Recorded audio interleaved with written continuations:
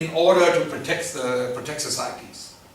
Laws are formed so that there can be order in societies. Laws are formed so that there can be peace and harmony, and so that the crime in any respective society can be diminished. What are laws? Laws are simply regulations which dictate that if someone commits a crime, such and such punishment should be inflicted on such person. Likewise, we expand this concept to war. War is, again, to punish those who commit crimes. If someone commits a crime against humanity, such a person should be stopped. Just like Hitler. Hitler killed almost 6 million Jews. Whether they were 6 million in numbers, or 10, or 5, or 1. It doesn't really matter. To a Muslim, in principle, killing one innocent person is equal to killing 6 billion innocent people. Okay? One person's life is no less than 6 billion people's lives. This is what our premise is in the Quran. Okay? So if Hitler was killing people indiscriminately the way he did, and if the others on the other side, those who should have stopped him, were thinking in this way that war is vicious and violent and wrong, hence let Hitler carry on with his business.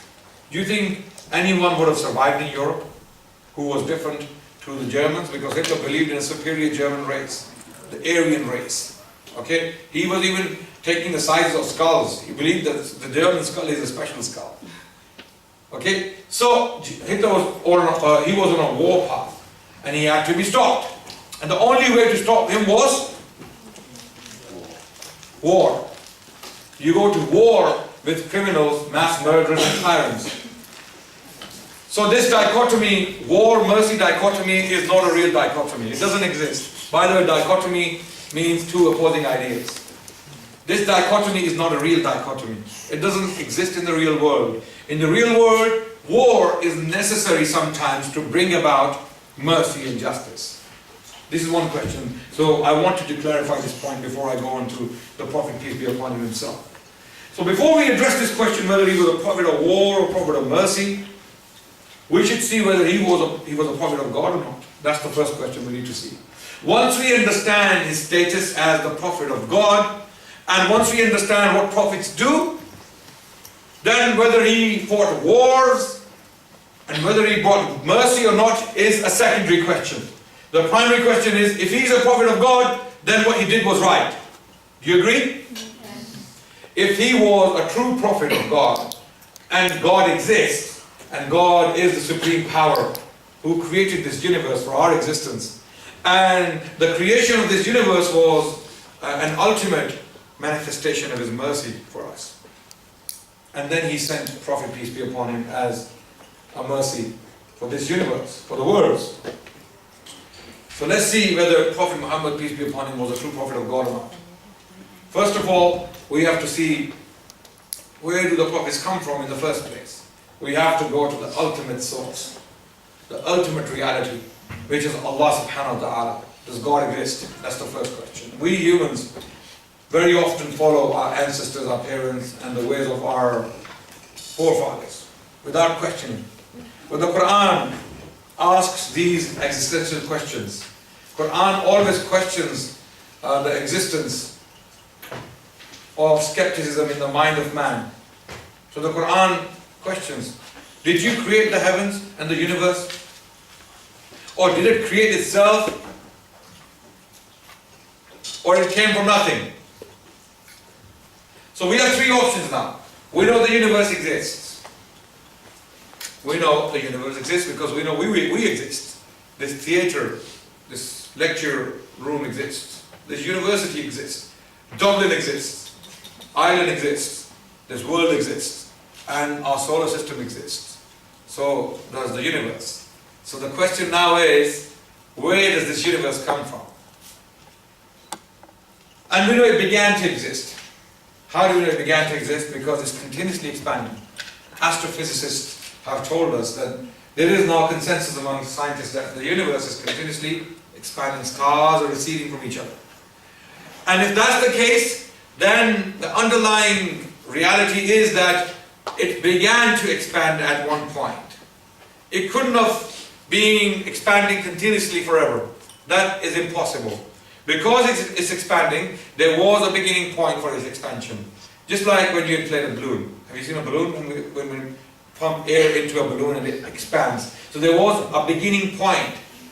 A balloon cannot be expanding forever.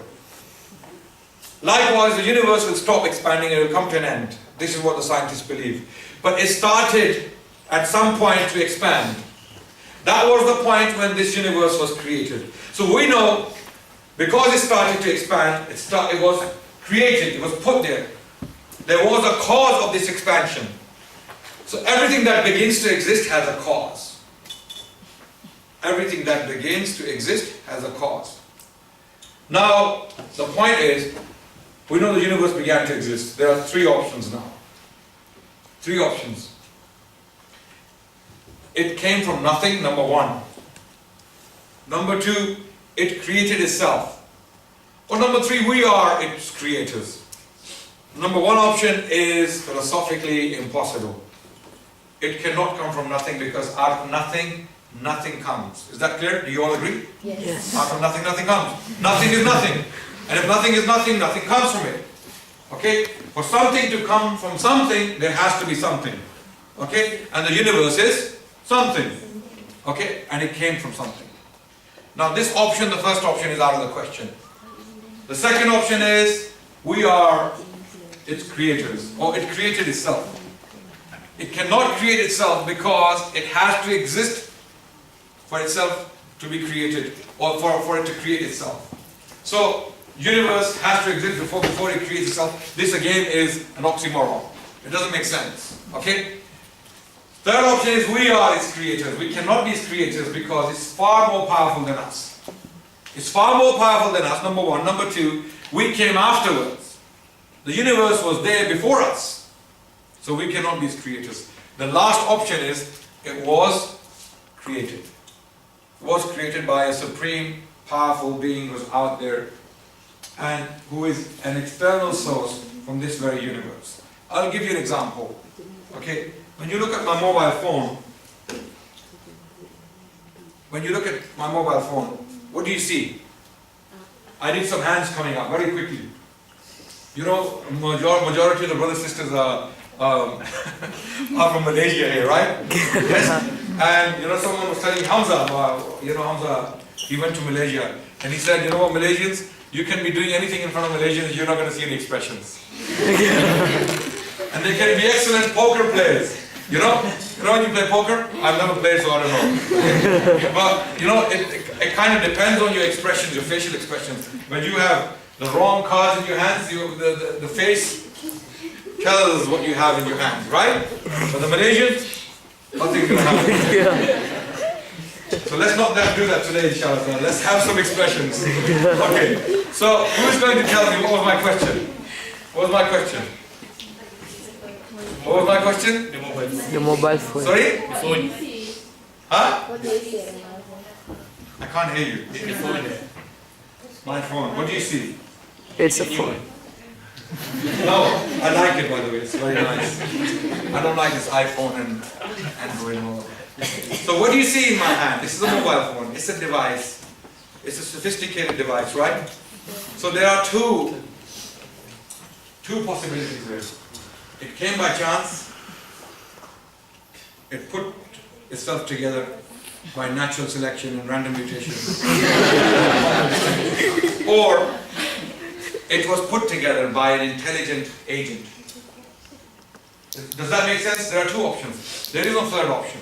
So if you found this mobile phone in the desert and you picked it up, you know the buttons are rightly placed, you know there is a signal, you can make a phone call, it has a specific purpose and function. Right? Yes. And immediately you will come to a conclusion that it was created, it was made. Right? Yes. That much is clear. The universe is far more sophisticated than this mobile phone. Is that clear? Yes. It's far more powerful. And we will come to see in due course how powerful the universe is. Now, that question is out of the question basically. We know that this mobile phone was created. Now, We also know by looking at this mobile phone that whoever put it together was intelligent.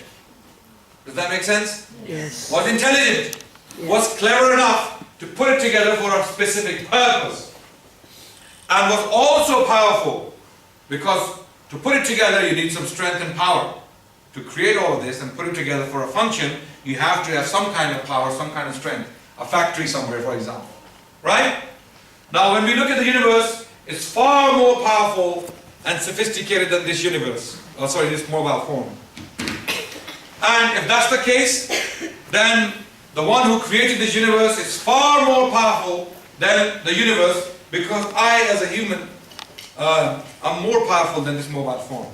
I have more strength. I can break it, I can dismantle it, I can make it, I can do what I like with it. Right? Likewise, the God who created the universe is far more powerful and intelligent than what we can imagine. Let me give you an example. First of all, God who created the universe is supremely intelligent. Why do I say that? In our universe, we have, and I better rush because I need to cover all these points in my talk. In our universe, we have billions of galaxies. Billions of galaxies. And our galaxy is one of those galaxies. And our solar system is part of our galaxy. And the sun, which is the center of our solar system, is a tiny star within our galaxy. Is that clear? Yes. Are you with me? Yes. Okay. Now, within our galaxy, which is part of billions of other galaxies in our universe, there are billions of other stars far bigger and far more powerful than the sun. Is that clear? Yes. So the sun is a tiny, weeny little star within our galaxy, the center of our solar system. That's one point. Then we have fields of gravity, black holes, immense power in the universe, radiations. All these things exist in our universe, in other galaxies, and in our galaxy. Now we have seen the sun is a tiny weeny star within our galaxy. How big is the sun now? That's the question. How big is this tiny star? And we have far bigger stars than the sun in our galaxy. The sun is millions of miles away from us. You all agree? Okay. Now can you see the city of Cork or Limerick with a naked eye from Dublin?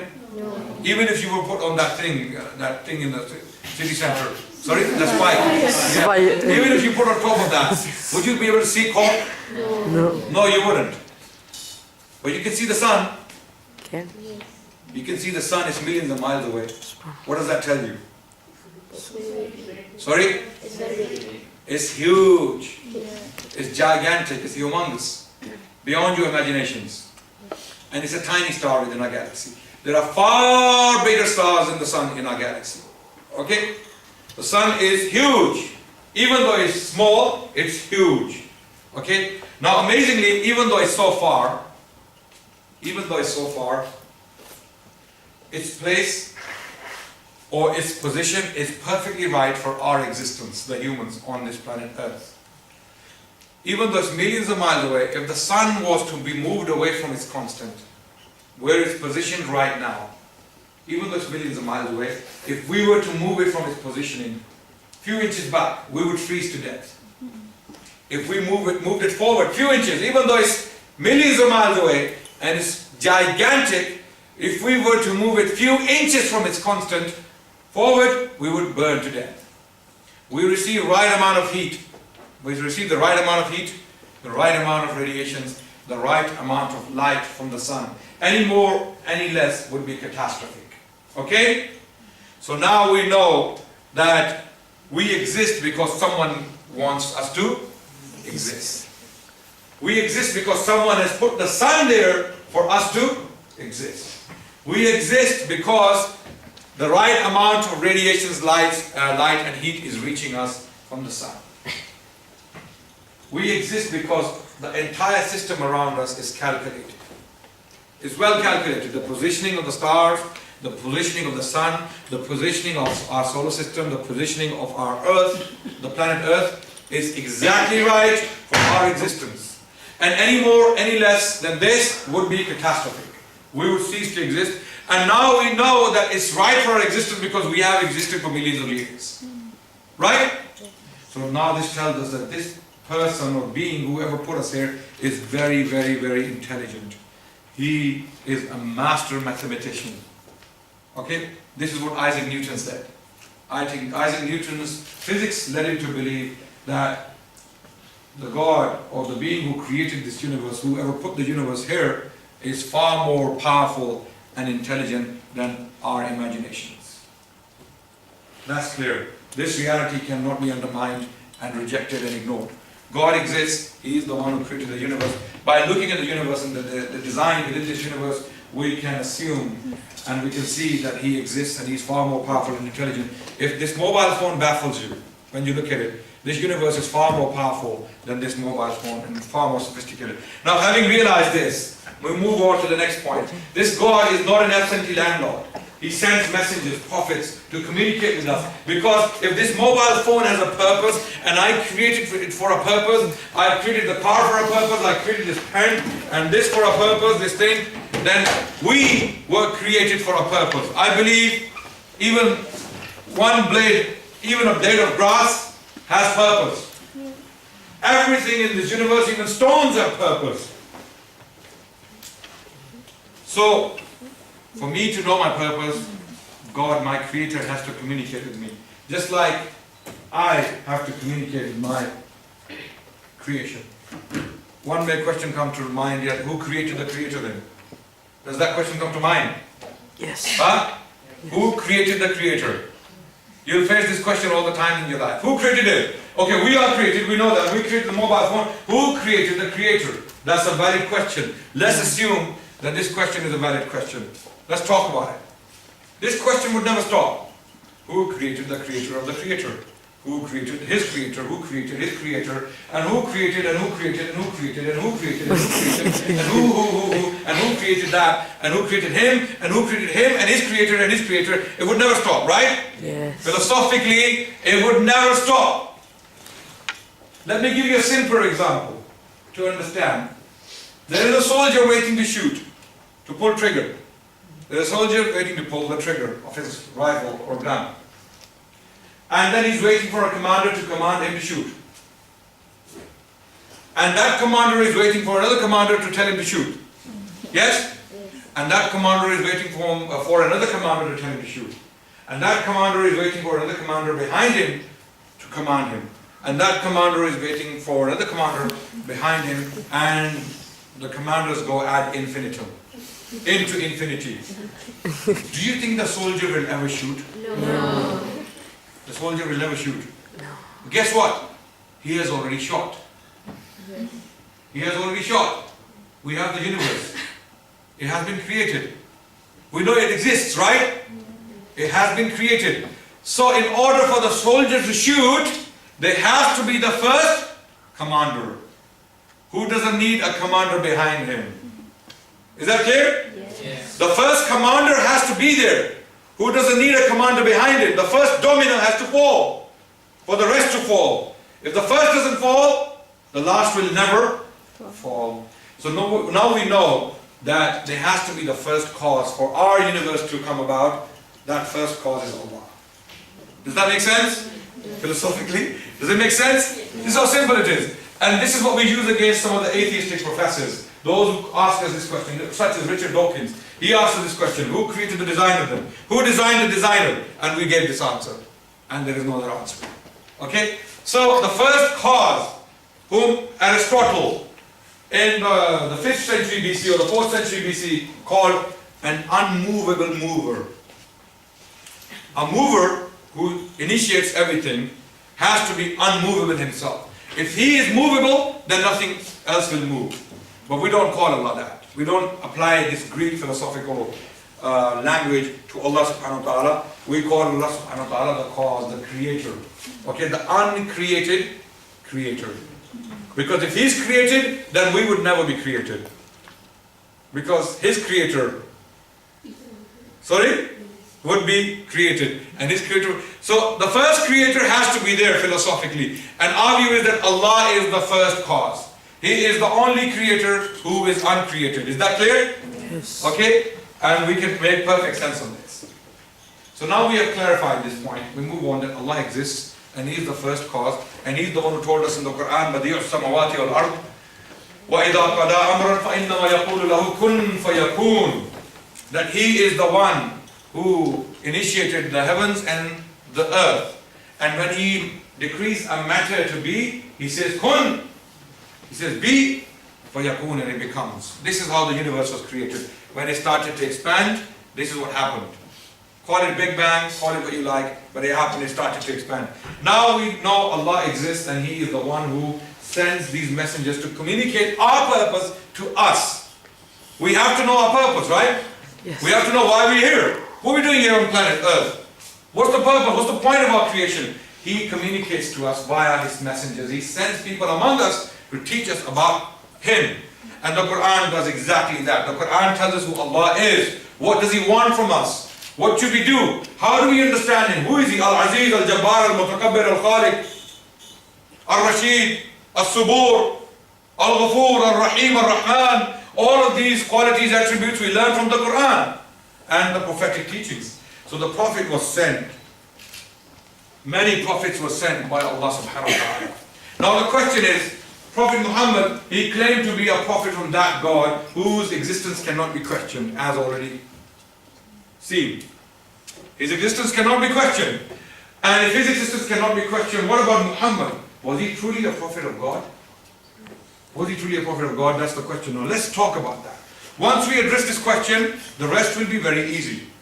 Then whether he's a prophet of war, or a prophet of peace, or a prophet of mercy, or a prophet of X, or prophet of Y, it doesn't really matter. Because once we show that he was indeed a true prophet of God, then his actions don't really matter, do they?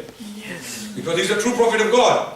Whether his actions make sense to you or not is a secondary question. They should make sense, but that's a secondary question.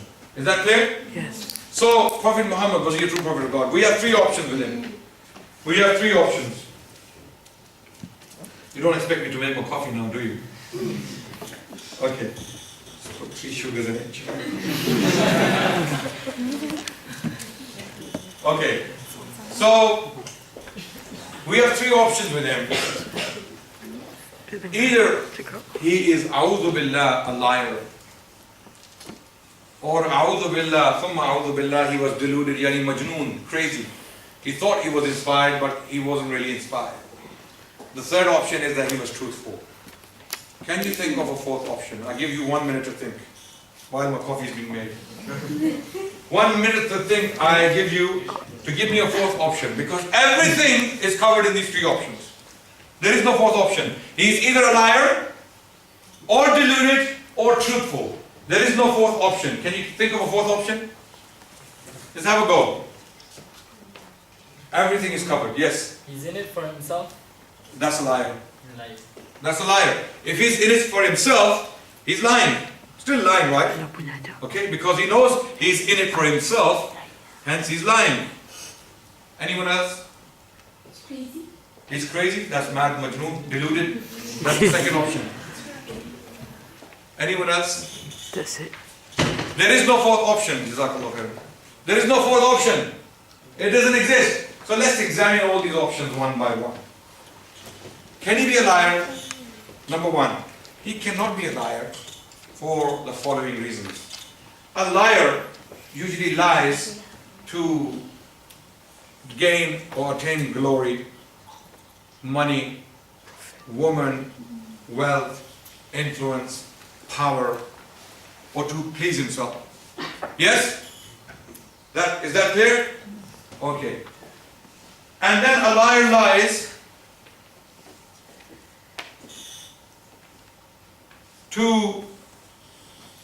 and a liar would never lie, putting his family in danger. Is that true?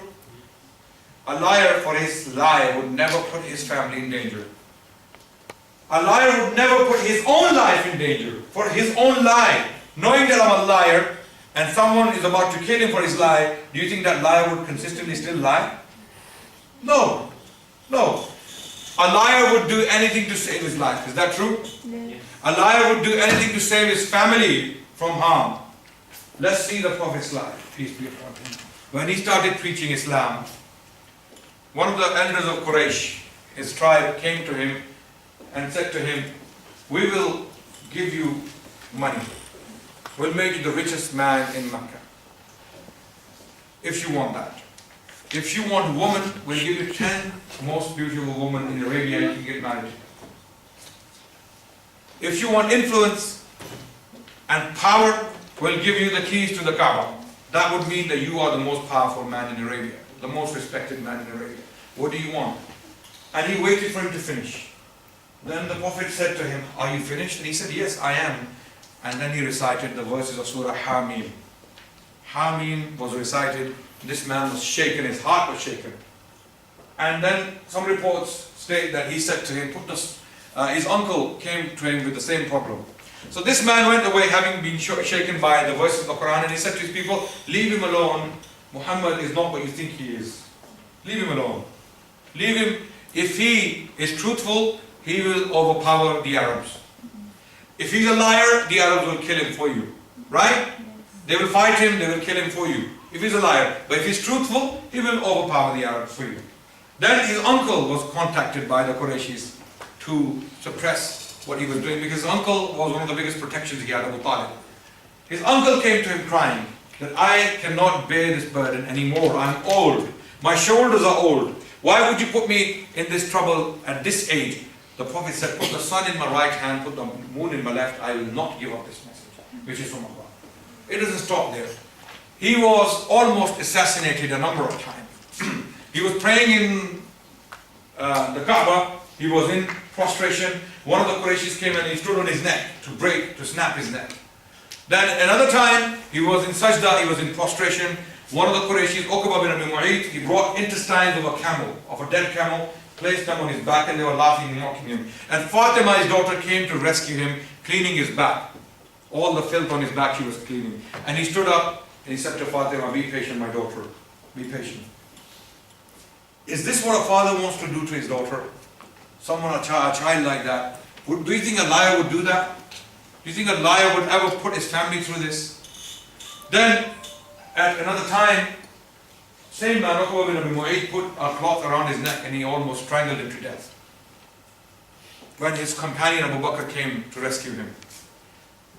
Then he was boycotted for 3 years. He was thrown in the desert with his family. For 3 years. His wife Khadija, whom he loved more than anyone else in this world. Khadija was the most beloved person to the Prophet, peace be upon him. How do we know that? Even after her death, every time something good happened in the family, he would remember Khadija, saying, I wish Khadija was alive today to see all of this. He loved her to such an extent that when his son-in-law Abu al-As, who was not a Muslim yet, was captured in Badr, the Battle of Badr, and the daughter of the Prophet, peace be upon him, Zainab, was still married to him in Mecca. So, to free him, she sent ransom. What was the ransom? A necklace which was given by Khadija, the wife of the Prophet, to her daughter at her wedding, as a wedding gift. And when the Prophet saw this necklace, he couldn't hold himself back, he cried. He shed tears as soon as he saw the necklace, because his wife came to his mind. This is how much he loved this woman. She died because of preaching of Islam. She died because of this boycott. Would a liar do that to someone he loved so much? Never. Never. Okay? On top of that, he had to boil his shoe to eat sometimes. They had to eat dead camels during this boycott. They had to eat leaf from trees during this boycott. This is not a liar. This is not the profile of a liar. We move on. Would a liar ever put his own life in danger? At the Battle of Hunayn, when the Muslims were surrounded by 20,000 men, and they shot arrows at Muslims, and all the companions of the Prophet were looking for cover. They ran for cover because 20,000 arrows coming your way. What are you going to do? You're going to run and hide. The Prophet stood his ground and he didn't move. In fact, he was left alone with 2 of his companions, Abbas and Abu Sufyan. Only 2 people left with him. All the rest, they ran for cover. At this time, the Prophet himself, personally, alone, rushed towards 20,000 men to fight them on his own. And he said at the same time, Ana Nabiyyu wala kadhib, Ana ibn Abdul Muttalib. I am a prophet of God, I am not a liar, I am the son of Abdul Muttalib. Okay? And he went forward, and then all his companions, when they saw that from the Prophet, they came to his rescue. When he left the city of Mecca, migrated to Medina, you know, a liar is usually a coward. Do you agree? Yes. And a liar is the first one to run from a situation like this. Like Ben Ali, when